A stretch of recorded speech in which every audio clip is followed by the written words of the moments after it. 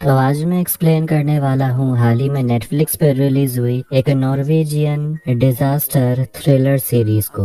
इस सीरीज का नाम है ला पाल्मा और इस सीरीज में टोटल 4 एपिसोड्स हैं जो लगभग 40 से 45 मिनट की है। कहानी बहुत ही ज्यादा थ्रिलिंग है। तो अगर आपको ये वीडियो पसंद आता है तो वीडियो को भी लाइक कर दें और चैनल को भी सब्सक्राइब कर दें। कहानी की शुरुआत होती है ला पाल्मा नाम के एक आइलैंड को दिखाते हुए जो कि स्पेन के पास में है। और उसी आइलैंड के बोनीता बीच में हम कुछ टूरिस्ट को देखते हैं जो बोट में आइलैंड घूमने के लिए आए हुए थे। एक लड़की अपने दोस्त के साथ सेल्फी ले रही थी। तभी वो देखती है कि उसका एक ईयररिंग उसे नहीं मिल रहा था। उसकी दोस्त पानी में कूद जाती है स्विमिंग करने के लिए, लेकिन तभी अचानक पानी उबलने लगता है और वो लड़की जो पानी में स्विमिंग करने के लिए कूदी थी वो मर जाती है क्योंकि पानी बॉयल होने लगा था। कैप्टन बोट को तुरंत वहां से निकालना चाहते थे, लेकिन वो लड़की कहती है कि उसकी दोस्त नीचे रह गई है कि तभी नीचे से बोट टूट जाता है और सारे टूरिस्ट मारे जाते हैं। अब हमें ला पाल्मा के बारे में बताया जाता है कि 1949 के समय से ये आइलैंड एक टाइम बॉम्ब बना हुआ है, क्योंकि 1949 के समय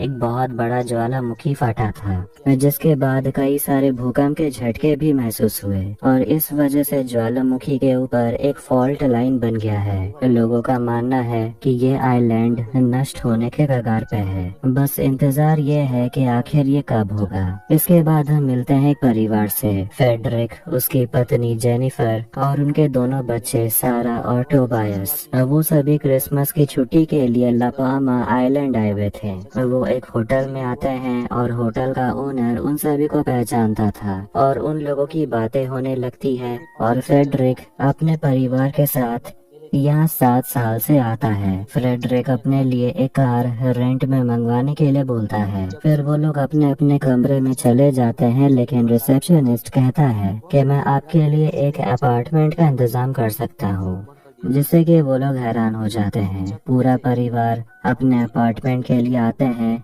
और अंदर आकर वो लोग अपना अपना कमरा चेक करने लगते हैं और ये जगह सच में बहुत ही बड़ा और शानदार था। इसके बाद वो लोग स्विमिंग में जाने की तैयारी करते हैं और सारा को वहाँ पर एक ईयररिंग मिलता है और ये शायद उसी लड़की का है जिसे हमने पहले देखा था। खैर, इधर जियोलॉजिकल इंस्टीट्यूट में एना, अल्वारो और हाकुर वॉल्केनिक एक्टिविटी मॉनिटर कर रहे थे, क्योंकि आइलैंड में फिर से अजीब चीजें होना शुरू हो गई है। उन लोगों को बोनीता बीच में जो हादसा हुआ उसके बारे में भी न्यूज़पेपर से पता चलता है।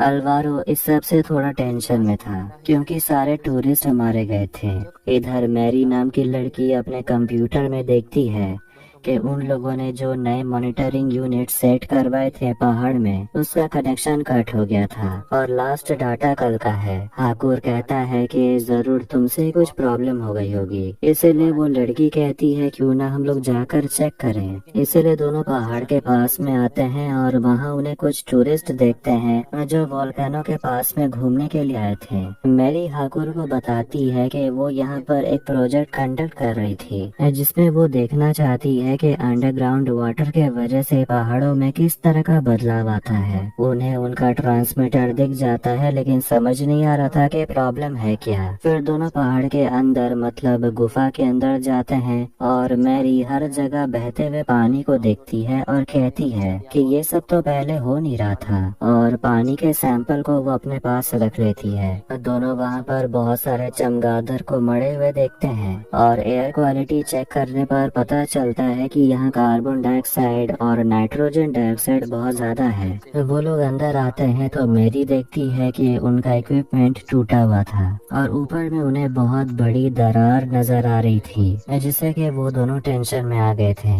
अब वापस से फेडरिक और जेनिफर को देखते हैं और सारा बताने लगती है कि कल एक टूरिस्ट बोट में हादसा हो गया था और सभी लोग मारे गए। जेनिफर प्लान बनाती है कि वो लोग इस बार बहुत घूमने वाले हैं, लेकिन सारा वहाँ पर एक लड़की को देखती है और बस उसे देखते ही रहती है। यहाँ उन चारों की बातों से अंदाजा हो जाता है कि जेनिफर और फेडरिक के बीच में कुछ भी ठीक नहीं है और उनके बेटे टोबायस को ऑटिज्म है। सारा बस उस दूसरी लड़की को घूरे ही जा रही थी। अल्वारो कुछ बच्चों को वोल्केनो के बारे में बता रहा था और मैरी और हाकोड आकर उसे बताने लगते हैं कि उन्हें पहाड़ के अंदर दरार देखने को मिली जो कि एक हफ्ते पहले नहीं था। अंदर बहुत ज्यादा कार्बन डाइऑक्साइड था और हाल फिलहाल में कुछ तो वहाँ हुआ है। मैरी कहती है कि इस साल बारिश का मौसम काफी लंबा चला है और इस वजह से तापमान भी बढ़ा है। अल्वारो इसके बारे में टेंशन नहीं लेता,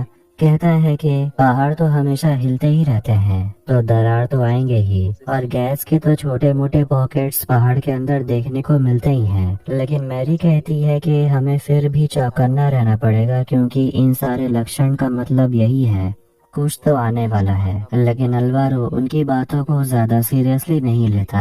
अल्वारो एक डॉक्टर को कॉल करता है जिसमें सारे टूरिस्ट का ऑटोप्सी किया था जो कल बोट वाले हादसे में मारे गए। डॉक्टर बताता है कि आज एक बॉडी आई है। अल्वारो डॉक्टर से कहता है कि अगर तुम्हारा काम हो जाए तो मुझे एक बार फोन करके बता देना। हाकुर मेरी को बताने लगता है कि 1949 में आइलैंड में एक बहुत बड़ा ज्वालामुखी फटा था। इतना बड़ा फॉल्ट बन गया था कि तुम उसमें आराम से चल भी सकती हो। अभी 20 साल पहले कुछ ब्रिटिश साइंटिस्ट ने एक थ्योरी दी थी, एक और ब्लास्ट से ये पहाड़ पूरी तरह से खींचकर समंदर में गिर सकता है और यहाँ 500 क्यूबिक किलोमीटर पत्थर की बात हो रही है। अगर ये समंदर में गिर गया तो सुनामी आ जाएगा। मैंने इस बारे में लोगों को बताना चाहती थी, लेकिन हाकुर बताने लगता है कि तुम सही हो, लोगों को जानने का हक है। अल्वारो को भी ऐसा ही लगा था जब 2021 में एक इरप्शन हुआ था, लेकिन ये जाने के बाद लोगों में उथल पुथल मच गई, इसीलिए उसकी नौकरी जाते जाते बची और इस वजह से अल्वारो तुम्हें ये सब करने नहीं देगा। फिर मेरे यूट्यूब पर सुनामी के बारे में वीडियो देखते रहती है जो कभी भी इस आइलैंड में आ सकता है। फिर वो घर जाती है जहाँ वो अपने भाई एरिक के साथ रहती है जो खाना बना रहा था, जिससे कि वो हैरान हो गई थी और उसका भाई बताता है कि उसे उसका नया डाइविंग प्रोजेक्ट मिल गया है। वो अपने बहन को टर्टल फोरम के बारे में बताता है, कहता है कि इस जगह पर कुछ तो अजीब हो रहा है, सारे टर्टल्स उस जगह इकट्ठा हो रहे हैं और कई लोग कमेंट भी कर रहे हैं और लोगों का मानना है कि ऐसा आमतौर पर होता नहीं है। डॉक्टर अल्वारो को डेड बॉडी की फोटो दिखाते हैं जो सभी के सभी लोग जल गए थे बहुत ही गर्म गैस की वजह से, और इन सभी के लंग्स के अंदर कार्बन डाइऑक्साइड और सल्फर डाइऑक्साइड मिला। डॉक्टर बोलते हैं कि पानी इतना गर्म हो गया होगा कि बोट के नीचे का कांच टूट गया। डॉक्टर अल्वारो से पूछते हैं कोई चिंता की बात तो नहीं है, लेकिन अल्वारो बस स्माइल करके वहाँ से चला जाता है। जेनिफर अकेले वॉक पर चली जाती है क्योंकि उसका पति फ्रेडरिक अपने लिए काफी सारा स्नैक्स मंगा लेता है। इधर सारा से वो लड़की बात करने के लिए आ जाती है और उसे उसके भाई के बारे में पूछने लगती है कि तुम्हारे भाई को कोई प्रॉब्लम है क्या। सारा कहती है उसे ऑटिज्म है। फिर वो लड़की सारा को वॉलीबॉल खेलने के लिए बोलती है। सारा मना कर देती है क्योंकि उसे अपने भाई का ख्याल भी रखना था। फ्रेडरिक अपनी बेटी से कहता है तुम्हें अगर जाना है तो जा सकती हो, यहाँ आई हो तो थोड़ा मस्ती करो। सारा के जाने के बाद वो अपने बेटे टोबायस को भेज देता है पानी में कॉइन ढूंढने के लिए, और वो अपनी पत्नी को देखता है रिसेप्शनिस्ट से बात करते हुए। सारा चली जाती है वॉलीबॉल खेलने, लेकिन तभी उसके पापा वहाँ पर आते हैं और बोलते हैं कि टोबायस नहीं मिल रहा। इससे पूरा परिवार टेंशन में आ जाता है। आखिर में उन्हें टोबायस मिल जाता है जो कि टर्टल्स को देख रहा था जो कि इस आइलैंड से कहीं दूर जा रहे थे। एरिक भी टर्टल्स को फॉलो करने लगता है। मैरी गुफा से जो पानी की सैंपल्स ली थी उसकी वो जांच की है और बताती है कि पहाड़ की चोटी से अंदर आने में पानी को 30 साल लग गए। जैसे जैसे वो चट्टानों से गुजरेगा पानी में मिनरल्स बढ़ते रहेंगे, लेकिन आज के सैंपल्स में कोई मिनरल है ही नहीं, और मिनरल्स ना होने की वजह से पानी को ऊपर से नीचे आने में बस कुछ हफ्तों का समय लगा या फिर कुछ दिन। मतलब कि उन लोगों ने जो दरार देखा हो सकता है वो पहाड़ की चोटी तक खुला हुआ है। हाकुर जब पहाड़ की तस्वीर देखता है तो बताता है कि हम लोग जिस गुफा के अंदर गए थे वो 1949 के दरार के ठीक नीचे ही था। कहने का मतलब ये है कि जिसका डर था वो सच होने वाला है। पहाड़ खिसकने वाला है और सुनामी आने वाली है। वो दोनों दोबारा से जाकर चेक करना चाहते हैं, बस श्योर होने के लिए। इधर होटल में हम सारा को देखते हैं जो उसी लड़की के प्रोफाइल को देख रही थी। इधर जेनिफर आकर अपने पति को बताती है कि वो दूसरे बीच में चली गई थी जो कि बहुत ही सुंदर था। फिर दोनों ड्रिंक करते हैं और वो फ्रेडरिक से पूछती है कि तुम लोगों का दिन कैसा गया, तो वो कहता है हाँ सब कुछ ठीक ही था। फिर वहाँ पर रिसेप्शनिस्ट आ जाता है और वो जेनिफर को और भी कई अच्छी जगह के बारे में बताने लगता है। फ्रेडरिक पूछता है हमारे लिए गाड़ी आ गई है। रिसेप्शनिस्ट बोलता है फिलहाल कोई गाड़ी नहीं मिल रही। फ्रेडरिक गुस्सा हो जाता है, कहता है मैंने तुम्हें सुबह ही बोला था और अभी तक तुमने गाड़ी का इंतजाम नहीं किया। लेकिन रिसेप्शनिस्ट उसे बोलता है मैंने अपने भाई को कॉल किया है, उसके गाड़ी का शोरूम है, वो आपको BMW दे देगा। फ्रेडरिक अपने दिमाग को शांत करता है और जेनिफर अपने पति को सुनाने लगती है कि वो हमें यहाँ रहने के लिए अपार्टमेंट दिलवाया, BMW घूमने के लिए दे रहा है और फिर भी तुम उस पर चिल्ला रहे थे। फ्रेडरिक बोलता है कि वो तुम पर लाइन मार रहा था, मैंने देखा। अब ये सुनकर जेनिफर नाराज होकर चली जाती है। मैरी और हाकुर पहाड़ की चोटी तक आते हैं और उन्हें फॉल्ट लाइन दिख जाता है जो कि फिर से खुल चुका है। सारा अपने पापा से बात करने आती है और उनसे पूछती है आपके और मॉम के बीच कोई प्रॉब्लम है क्या। फ्रेडरिक कहता है कुछ भी तो नहीं, सब कुछ ठीक ही है। सारा जानती है कुछ भी ठीक नहीं है और वो लोग बात कर ही रहे होते हैं और फ्रेडरिक सारा से कहता है कि तुम भी थोड़ा एंजॉय किया करो, अपने लिए कोई स्वीट हार्ट ढूंढ लो। तभी अचानक से हल्का सा झटका महसूस होता है। इधर इंस्टीट्यूट में एना हैरान कर देने वाली रीडिंग देख सकती है। दूसरी तरफ पहाड़ के ऊपर मैरी एक इक्विपमेंट लगाती है और एना अल्वारो को बताती है कि लेवल 5 का शुरुआती अर्थक्वेक आ रहा है और पहाड़ में गैस की मात्रा बढ़ रही है। तभी अल्वारो उसे कॉल करता है और मैरी बताती है कि वो हाकुड़ के साथ पहाड़ के ऊपर आई है चेक करने के लिए और उन्हें भी रीडिंग मिली है कि 1949 वाली दरार बढ़ रही है। अल्वारो उसे कहता है तुम लोग तुरंत वहाँ से निकलो क्योंकि कभी भी वो गैस वहाँ से निकल सकती है।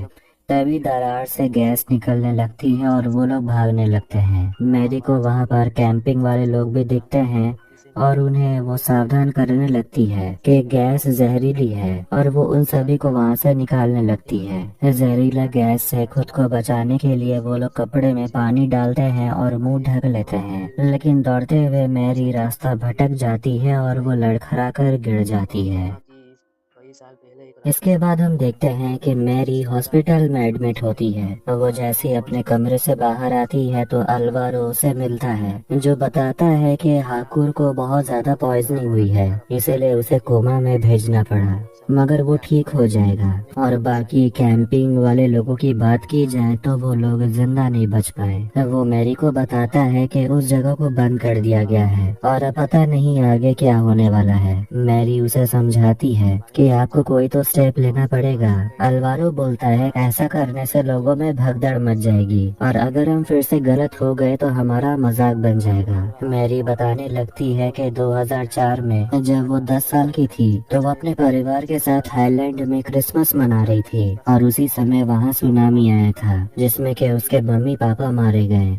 उन्हें कोई चेतावनी नहीं दी गई थी। अगर उन्हें चेतावनी दी गई होती तो शायद उसके मम्मी पापा जिंदा होते। इसीलिए अल्वारो से कहती है कि आपको लोगों को बचाना होगा। फिर वो अपने भाई एरिक को फोन करती है जो बताता है कि वो टर्टल्स को देखने के लिए आया हुआ था, लेकिन ऐसा लगता है कि टर्टल्स आइलैंड को छोड़कर कहीं चले गए हैं, शायद गैस की वजह से।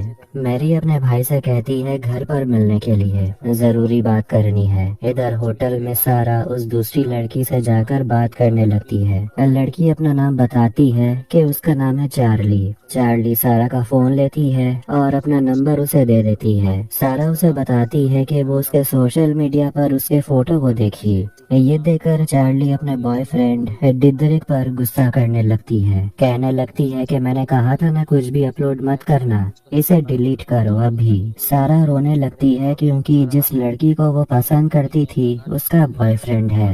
अल्वारो और मैरी लापामा के मेयर से जाकर मिलते हैं और उन्हें सावधान कर देते हैं कि अगर ये ज्वालामुखी पूरी तरह से फट गया तो उसके बाद बहुत बड़ा लैंडस्लाइड और सुनामी दोनों आएगा। मेयर पूछती है कि तुम लोग कितने % श्योर हो।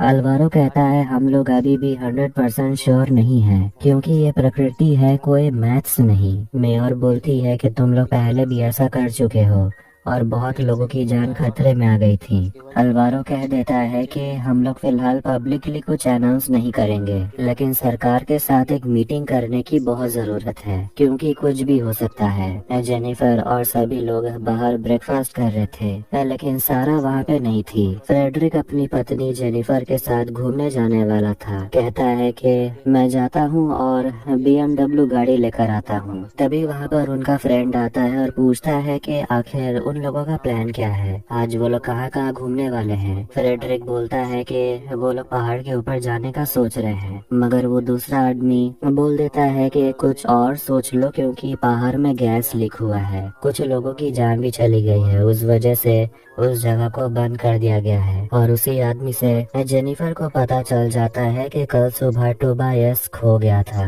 अब इस बारे में वो कमरे में आकर अपने पति से बात करती है, पूछती है कि तुमने मुझे इस बारे में पहले क्यों नहीं बताया। दोनों के बीच बहुत ज्यादा झगड़ा होने लगता है। जेनिफर बोलने लगती है कि वो कितने सालों से सिर्फ अपने बच्चों पर ध्यान दे रही है, लेकिन यहाँ आकर वो अपने लिए कुछ करना चाहती थी, लेकिन फ्रेडरिक इसमें उसका साथ दे ही नहीं रहा। फ्रेडरिक उसे कहने लगता है कि तुमने कभी अपनी बेटी पर ध्यान दिया भी है, वो छुट्टी में आकर भी अपने कमरे से बाहर नहीं निकल रही। ये सब सुनकर सारा भी रोने लगती है। फ्रेडरिक अपने बेटे को लेकर चला जाता है स्विमिंग के लिए और गुस्से में सारा भी होटल से निकल जाती है। मैरी से मिलने के लिए उसका भाई एरिक पहुंच जाता है और वो अपने भाई से कहती है कि तुम्हें नॉर्वे चले जाना चाहिए, फिलहाल तुम्हारे लिए यही बेस्ट रहेगा। लेकिन वो उसे वोल्केनो के बारे में कुछ भी नहीं बताती, कहती है तुम जाओ और क्या करना है इस बारे में डिसाइड करो। जिस पर एरिक गुस्सा हो जाता और कहता है कि जैसे कि तुम्हारी लाइफ तो बहुत परफेक्ट है, ना कोई दोस्त ना कोई बॉयफ्रेंड। अब गुस्से में वो वहाँ से जाने लगता है।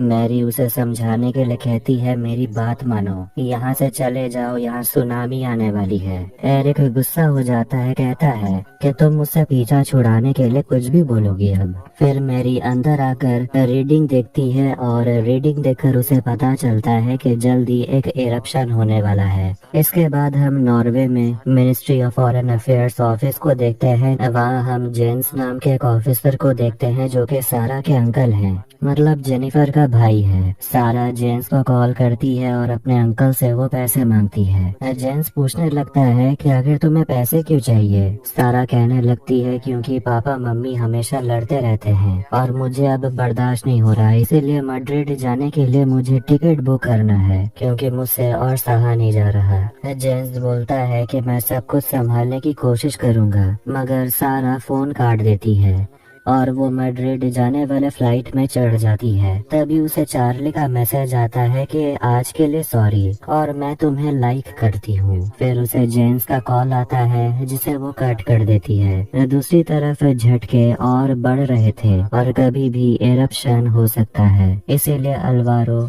एना से बोलता है एयर ट्रैफिक वालों को कॉल करो और सारे प्लेन्स को रोक दो, वरना सारे प्लेन्स क्रैश हो जाएंगे। फ्रेडरिक अपने दोस्त और अपने बेटे के साथ स्विमिंग पूल के सामने होता है। तभी उन्हें इरप्शन नजर आता है, लेकिन ये सिर्फ ऐश था, मतलब राख, और इस झटके से सभी लोग हिल जाते हैं। मैड्रिड वाले फ्लाइट को टेक ऑफ करने से मना कर दिया जाता है, लेकिन अब तो बहुत देर हो चुकी थी और वो लोग टेक ऑफ कर चुके थे। जेनिफर अपने पति के पास आती है, बोलती है मुझे जेम्स का कॉल आया था और सारा एयरपोर्ट गई है और उसका पासपोर्ट होटल में नहीं है और शायद वो मैड्रिड जाने वाले फ्लाइट में होगी। तभी वो अपने ही सामने मैड्रिड वाले फ्लाइट को क्रैश होते हुए देखते हैं और उन्हें डर लगने लगता है कि कहीं उनकी बेटी उस फ्लाइट में तो नहीं थी।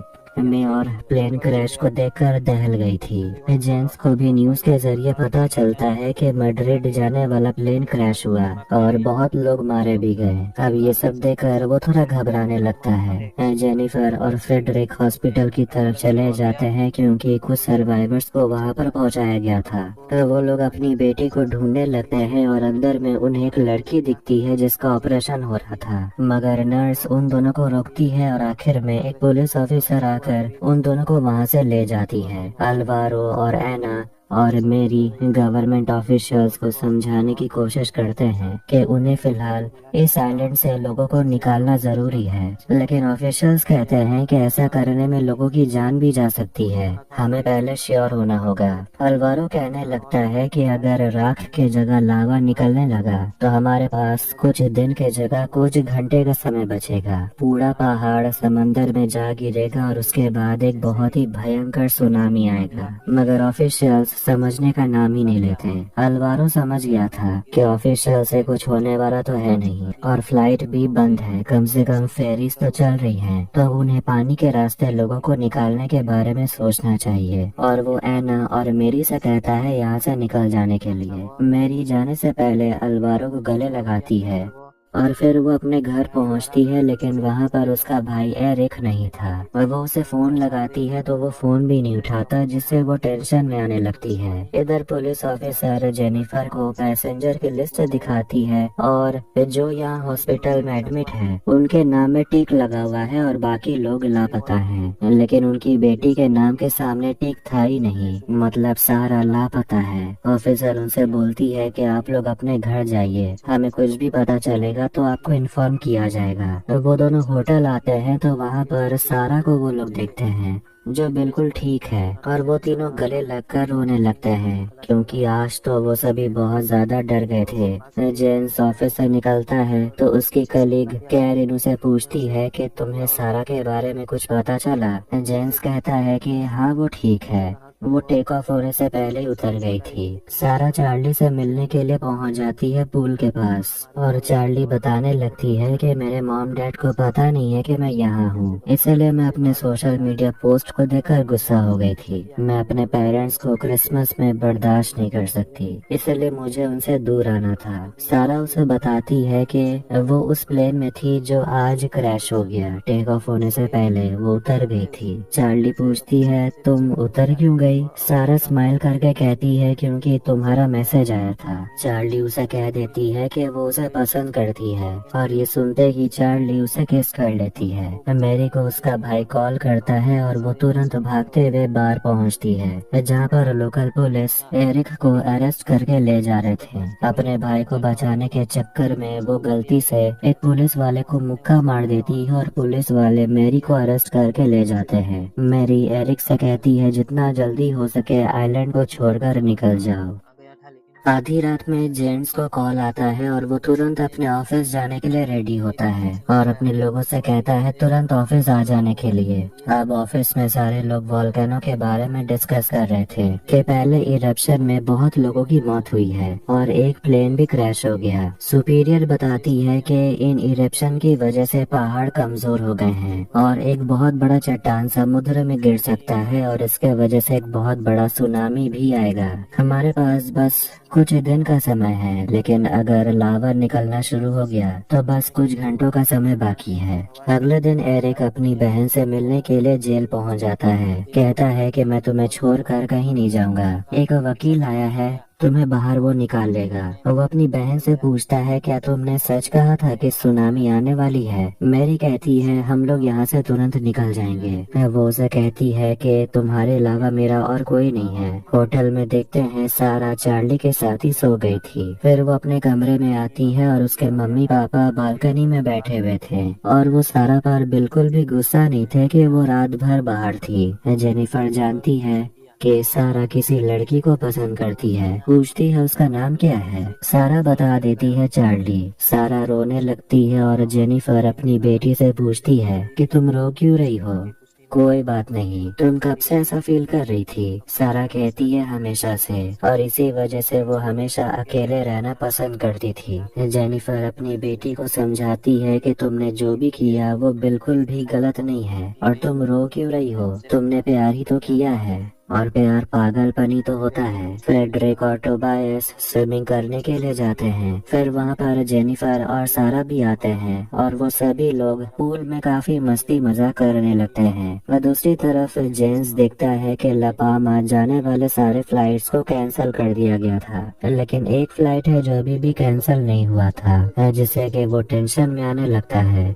और वो तुरंत अपनी बहन जेनिफर को कॉल करता है और उसे बताता है कि वहाँ सुनामी आने वाली है, इतनी बड़ी कि वो पूरा आइलैंड तबाह हो जाएगा। तुम लोगों को वहाँ से निकलना होगा, क्योंकि अथॉरिटीज कभी भी अनाउंस कर सकती है और वहाँ पर उसके बाद भगदड़ मच जाएगी, एयरपोर्ट क्लोज हो जाएगा। वो जेनिफर से कह देता है कि 20 मिनट के अंदर तुम लोगों को वहाँ से निकलना है और एक बोट तुम्हारा इंतजार कर रहा होगा, वहाँ से तुरंत निकलो। इसके बाद चारों कमरे में आकर अपना सामान पैक करने लगता है, लेकिन सारा चार्ली के बारे में फिक्र करने लगती है। जेनिफर चार्ली के पास जाने का सोचती है। चार्ली अपने कमरे में नहीं थी।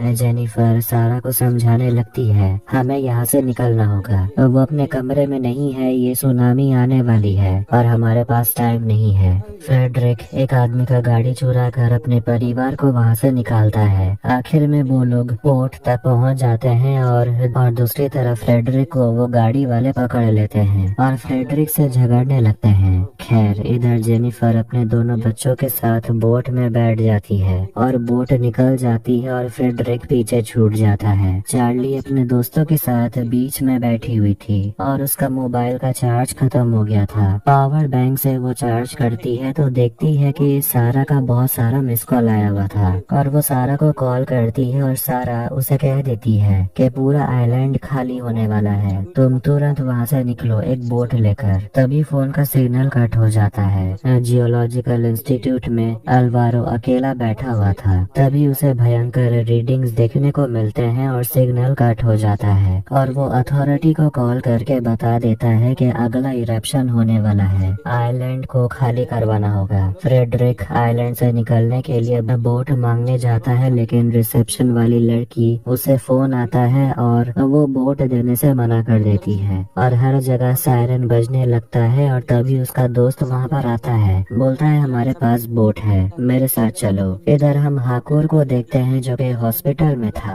और आखिरकार वो कोमा से बाहर निकल आया, और वो देख रहा था कि लोगों को आइलैंड से बाहर निकालने का काम शुरू हो गया था। अब आखिर में फ्रेडरिक और उसका दोस्त आंट बोट में बैठ जाते हैं। तभी ज्वालामुखी फटता है, जिससे कि हर जगह अफरा तफरी मच जाती है, और इस बार लावा निकल रहा था, मतलब अब सुनामी आने में बस कुछ घंटे रह गए हैं। एरिक ये सब कुछ देखकर पुलिस स्टेशन के अंदर आकर पुलिस ऑफिसर से कहता है, आपको सभी को छोड़ना होगा, लेकिन वो ऑफिसर कहती है मैं कैदियों को नहीं छोड़ सकती। एरिक अपनी बहन के बिना नहीं जाना चाहता। फ्रेडरिक जिस बोट में बैठा हुआ था, एक औरत आ जाती है अपने बच्चे को लेकर, लेकिन उसे बैठने नहीं दिया जाता क्योंकि बहुत लोग ऑलरेडी बैठ चुके थे। फ्रेडरिक उस औरत को अपनी जगह दे देता है और अपने दोस्त से कहता है कि मैं अपने लिए इंतजाम कर लूंगा, तुम जाओ। और आखिर में वो बोट भी निकल जाती है। हाकुर अल्वारो से मिलने आता है और उसे भी पता चलता है कि पहाड़ बिखर रहा है,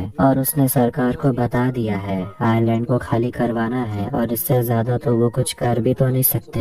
अल्वारो हाकुर से कहता है कि तुम्हें भी यहाँ से निकल जाना चाहिए, लेकिन वो भी अपने लिए ग्लास लेकर आ जाता है और दोनों साथ बैठकर दारू पीते हैं और बोलते हैं कि लापामा में इतने बोट नहीं है कि सबको यहाँ से निकल पाए। अब वो लोग मान लेते हैं कि वो दोनों यही मरेंगे, लेकिन मरने से पहले वो लोग आखिरी बार मैदान में उतरना चाहते हैं। दूसरी तरफ लावा के वजह से बहुत ज्यादा तबाही हो रही थी। सारा जेम्स को कॉल करती है और बताती है कि वो बोट में है, लेकिन उसके पापा उसके साथ नहीं है, वो भी आइलैंड में फंसे हुए हैं, क्या उन्हें प्लेन तो मिल जाएगा। जेम्स कहता है कि मैं को रास्ता ढूंढने की कोशिश करता हूँ। दूसरी तरफ एक रिसर्चर आया हुआ था और वो करीन से बात कर रहा था, कहता है कि वो इन सारे सिचुएशन में काफी एक्सपर्ट है। जेम्स अपने सुपीरियर से बात करता है और वो भी बताती है कि आइलैंड से बहुत कम लोग ही निकल पाएंगे और हम लोग इस बारे में कुछ नहीं कर सकते क्योंकि दिसंबर का महीना है और क्रिसमस के लिए बहुत लोग आ गए हैं। जेम्स कहता है कि मेरी बहन का परिवार भी उस आइलैंड में है और उसके दोनों बच्चे भी उस बोट में हैं। तब वो जेम्स से पूछती है कि तुमने ऐसी क्लासिफाइड इंफॉर्मेशन अपने परिवार के साथ शेयर कैसे की? अगर ये इंफॉर्मेशन बाहर आ गया तब क्या होगा कि यहाँ काम कर रहे लोग अपने फैमिली को बचाने में लगे हुए हैं। फ्रेडरिक जेनिफर को कॉल करता है, बताता है कि वो अभी भी आइलैंड में ही है और वो अपनी पत्नी से कहता है बच्चों का ख्याल रखना चाहे मुझे कुछ भी हो जाए। और वो जेनिफर से कह देता है कि वो उसे बहुत प्यार करता है और वो फोन काट कर देता है। और वो सभी लोग बोट से टेनेरिफ नाम के एक आइलैंड में जा रहे थे जो कि लापामा के सामने ही है। जेम्स बाहर आकर रिसर्चर से पूछता है कि तुम पता कर सकते हो कि कौन सा एरिया फिलहाल सेफ है? वो कहता है मैं ढूंढने की कोशिश करूंगा। पुलिस स्टेशन में पुलिस वाला अंदर आकर बताता है कि लावा हमारी तरफ आ रहा है, हमें यहाँ से निकलना होगा। और वो उस ऑफिसर से कहता है कि अपनी नौकरी को गोली मारो, हमें अपनी जान बचानी है, कैदियों को छोड़ो। पुलिस के जाते ही एरिक चाबी लेकर अपनी बहन मैरी को बाहर निकालता है और एक कैदी को भी, और वो लोग वहाँ से निकलते हैं। बाहर आते ही उन दोनों को फ्रेडरिक मिलता है जो उन्हें बोलता है कि भागने का कोई फायदा नहीं क्योंकि सारे बोट जा चुके हैं। एरिक बोलता है मेरे पास एक बोट है और वो लोग वहाँ से निकलते हैं। बोट तक पहुँचने के बाद जैसे वो लोग निकलने वाले थे वहाँ पर वही दूसरा कैदी आ जाता है बंदूक लेकर और उन लोगों से कहता है बोट को छोड़कर यहाँ से चले जाने। और वो फोन करके अपने लोगों को भी वहाँ पर बुलाने लगता है। एरिक और उस बदमाश कैदी में लड़ाई होने लगती है और गोली चल जाती है जो गोली एरिक को लग जाती है और वो वहीं मर जाता है। मैरी रोने लगती है और फ्रेडरिक उस कैदी से लड़ने की कोशिश करता है लेकिन वो कैदी उसे डुबाने लगता है। फ्रेडरिक को पानी के अंदर में एक पत्थर दिखता है और वो उसी पत्थर से उस कैदी को मार डालता है। वो उस कैदी का बंदूक उठाता है और मैरी को लेकर वहाँ से निकलता है क्योंकि वहाँ कैदी के साथी लोग भी पहुँच गए थे, मगर किसी तरह फ्रेडरिक और मैरी वहाँ से निकलते हैं। जेम्स रिसर्चर से आकर बात करता है और वो बताने लगता है कि लापामा की हालत बहुत ही बुरी है लेकिन लोगों के बचने के लिए बताता है कि एक पॉइंट है टेनेरिफ में जहाँ की सुनामी के लहरों से बचा जा सकता है, चाहे वो लहरें कितनी भी ऊंचे ही क्यों न हो। आखिर में उन्हें सेफ स्पॉट मिल ही जाता है जिससे कि उनकी उम्मीद बढ़ने लगती है। दूसरी तरफ टेनेरिफ एयरपोर्ट में देखते हैं कि सभी लोग वहाँ से भी निकलने की कोशिश कर रहे थे। जेनिफर अपने बच्चों के साथ निकलने वाली थी, उनका पासपोर्ट चेकिंग हो रहा था और वो लोग फ्रेडरिक का इंतजार कर रहे थे। दूसरी तरफ फ्रेडरिक और मैरी को सामने में एक बीच नजर आता है। जेम्स अपनी सुपीरियर को सेफ स्पॉट के बारे में बता देता है लेकिन उसकी सुपीरियर बोलती है कि अगर गवर्नमेंट हर लोगों को बोलती है सेफ स्पॉट में जाकर अपनी जान बचाने के लिए, लेकिन वहाँ जाकर भी अगर वो लोग मारे जाते हैं तो सारा ब्लेम हमारे ऊपर आएगा। मैं समझ सकती हूँ कि तुम अपनी फैमिली को लेकर बेचैन हो लेकिन तुम अब लाइन क्रॉस कर रहे हो। इधर एयरपोर्ट में सारा को चार्ली देखने को मिल जाती है और वो जाना चाहती है लेकिन जेनिफर उसे मना करती है। सारा वादा करती है कि वो समय पर आ जाएगी। अपने आखिरी वक्त में अल्वारो और हाकुर ज्वालामुखी के करीब चले जाते हैं। जेनिफर अपने बेटे के साथ फ्लाइट पे चढ़ जाती है और वो अटेंडेंट से कहने लगती है कि मेरी बेटी भी आने वाली है। अटेंडेंट बोलती है कि अगर उसके पास रिस्ट बैंड है तो वो आ जाएगी और फ्लाइट में वो अपने पति के दोस्त को भी देखती है। सारा चार्ली से मिलती है लेकिन चार्ली के पास में रिस्ट बैंड नहीं था। कहती है वो नहीं जा सकती, मगर सारा दिखाती है उसके पास 2 रिस्ट बैंड था। एक असली में उसके पापा के लिए था। अल्वारो और हाकुर एकदम ज्वालामुखी के मुंह तक पहुंच गए थे, लावा के करीब, और मरने से पहले वो वहां का नजारा देखने लगते हैं। हाकुर वहाँ पर दारू लेकर आया था जिससे वो लोग मजे में पीने लगते हैं। बीच पर पहुँचने के बाद मैरी और फ्रेडरिक को गड़गड़ाहट की आवाज सुनाई देती है और पहाड़ का खिसकना शुरू हो चुका था। मतलब अल्वारो और हाकुर अब मर चुके होंगे। मैरी और फ्रेडरिक देखते हैं कि लहरें उनकी तरफ आ रही थी और उनके पास करीब 20 मिनट का समय था। प्लेन टेक ऑफ होने वाला था, इसलिए जेनिफर अपनी बेटी के लिए वापस से उतर जाती है। जेम्स को भी खबर मिलती है लैंडस्लाइड शुरू हो चुका है, जिससे कि उसे अपनी बहन जेनिफर और बच्चों के लिए टेंशन होने लगती है और मीडिया कॉन्फ्रेंस को कैंसिल कर दिया गया था। लेकिन फिर भी वो वहां जाकर मीडिया से कहने लगता है कि हमें सेफ स्पॉट के बारे में पता चला है जो कि टेनेरिफ में है और वहां जाने से सुनामी का उन पर असर नहीं पड़ेगा। लेकिन जेम्स को वहां से धक्के मार के निकाल दिया जाता है। फ्रेडरिक को जेम्स का मैसेज आता है और वो उसे सेफ स्पॉट के बारे में बता देता है और वो मैरी को इस बारे में बताता है और वो कहती है कि हमें एयरपोर्ट जाना होगा, लेकिन फ्रेडरिक बोलता है हमारे पास समय नहीं है, हमें सेफ स्पॉट जाना होगा। इधर हम देखते हैं कि चार्ली और सारा फ्लाइट में आकर बैठ जाते हैं, लेकिन जेनिफर और टोबायस कहीं दिख नहीं रहे थे। तभी सभी पैसेंजर की नजर सुनामी पर जाती है। सारा अपनी माँ को कॉल करती और जेनिफर तो एयरपोर्ट के अंदर आ गई थी। जेनिफर अपनी बेटी से कहती है तुम प्लेन से उतरना मत। तभी चार्ली को सेफ स्पॉट का मैसेज आता है और वो मैसेज अपनी माँ को भेज देती है। एयरपोर्ट में एक वर्कर भी था जो उन दोनों को देखकर कहने लगता है कि आपको हमारे साथ चलना चाहिए, यहाँ रहना सेफ नहीं है, हम लोग पहाड़ के ऊपर जा रहे हैं। टोबायस लोकेशन समझ गया था और वो कहता है कि इस सेफ स्पॉट का नाम है ला कलेटा। वो आदमी कहता है मैं ये जगह जानता हूँ, यहाँ से ज्यादा दूर नहीं है। फ्रेडरिक और मैरी उस जगह जा रहे थे। इधर फ्लाइट टेक ऑफ करने वाली होती है, लेकिन रनवे पर एक क्रैक हो जाता है जिससे कि फ्लाइट टेक ऑफ नहीं कर पाती और बड़ी सी सुनामी एरोप्लेन को हिट कर देती है और सारे पैसेंजर्स पानी में डूब जाते हैं। इधर जेनिफर अपने बेटे के साथ और बाकी लोग सेफ स्पॉट की तरफ जा रहे थे। फ्रेडरिक और मैरी आखिरकार सेफ स्पॉट तक पहुंच जाते हैं और दो तरफ से ऊंची लहर एक दूसरे से टकराती है और कुछ सेकंड्स में ही लहरें शांत हो जाती हैं और वो लोग आसानी से सेफ स्पॉट पहुंच जाते हैं। अब बड़ी लहरें भी शांत हो चुकी थी और उस जगह पर बहुत सारे लोग भी आए हुए थे। फ्रेडरिक एक आदमी से बात करता है, पूछता है कि एयरपोर्ट का क्या हुआ, तो वो कहता है पता नहीं, लेकिन सब कुछ तो तबाह हो गया। दोनों वहीं पर बैठे हुए थे कि तभी फ्रेडरिक को वहाँ पर उसकी पत्नी और उसका बेटा मिलता है। तीनों एक दूसरे को गले लगाकर रोने लगते हैं। इधर हम वापस फ्लाइट के अंदर देखते हैं जहाँ सुनामी के शांत होने के बाद फ्लाइट के अंदर से पानी तो निकल चुका था, लेकिन ज्यादातर लोग मर चुके थे। सारा को होश आता है और वो चार्ली को उठाने की कोशिश करती है। अटेंडेंट भी जिंदा थी और दोनों मिलकर चार्ली को सीपीआर देने की कोशिश करते हैं। आखिर में चार्ली होश में आ जाती है। जैसे ही दोनों बाहर निकलते हैं उन्हें बर्बादी का मंजर नजर आता है। फिर न्यूज में भी दिखाया जाता है कि किस तरह इस आपदा के वजह से भारी नुकसान हुआ।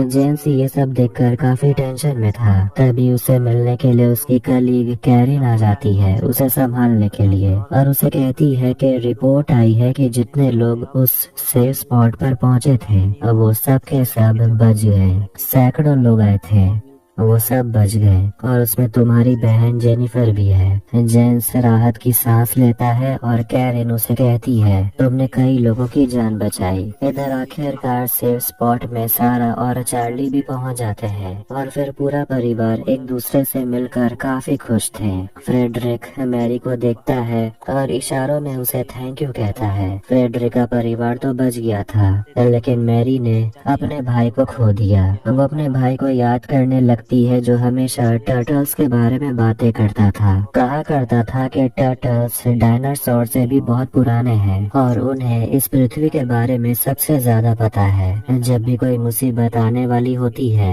टर्टल्स को पता चल जाता है और अगर हमें उनकी तरह लंबा जीना है तो हमें प्रकृति को सुनना होगा। और इसी के साथ ला पाल्मा सीरीज यहीं पर एंड हो जाती है। तो आपको ये वीडियो कैसा लगा कमेंट करके जरूर बताएं। वीडियो पसंद आया तो वीडियो को भी लाइक कर दें और चैनल को भी सब्सक्राइब कर दें। मिलते हैं नेक्स्ट वीडियो में। Take care.